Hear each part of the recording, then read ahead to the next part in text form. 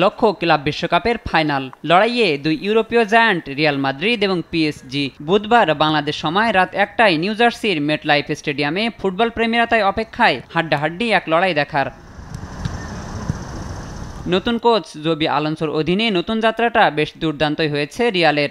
আসরে এখন পর্যন্ত কোনো ম্যাচ হারেনি লস ব্লাঙ্কোসরা। পিএসজি ছাড়ার পর প্রথমবারের মতো সাবেক ক্লাবের বিপক্ষে মাঠে নামতে যাচ্ছেন Kylian Mbappe.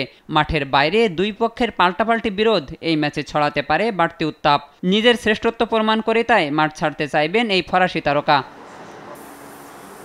Vinicius Junior, Kylian Mbappe, Jude বেলিংহামরা থাকায় ফরওয়ার্ড লাইন নিয়ে খুব একটা ভাবতে হচ্ছে না রিয়ালকে।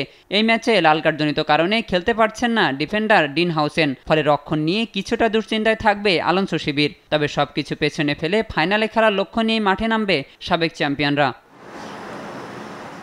অন্যদিকে এমবাপ্পেকে ছাড়া পিএসজি যে বড় শিরোপা জিততে পারে সেটা তারা প্রমাণ করেছে চ্যাম্পিয়ন্স লিগ জিতে। এবার তাদের সামনে সুযোগ এমবাপ্পেকে হারিয়ে আরও একটা বড় মঞ্চের ফাইনালে যাওয়ার।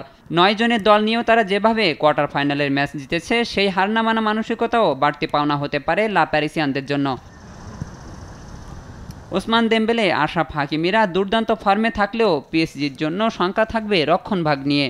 বায়ার্ন মিউনিখের বিপক্ষে কোয়ার্টার ফাইনালে লাল কার্ড দেখেন দুই সেরা ডিফেন্ডার উইলিয়াম পাচো এবং লুকাস হার্নান্দেজ। সেমিতে তাই তাদের একাদশে পাচ্ছেন না কোচ লুইস এনরিক। লা প্যারিসিয়ানরা তাই রিয়ালের শক্তিশালী আক্রমণ ভাগকে কিভাবে সামলায় সেটাই এখন দেখার বিষয়। শাহিনুর আলম, স্পোর্টস ডেস্ক, দেশ টিভি।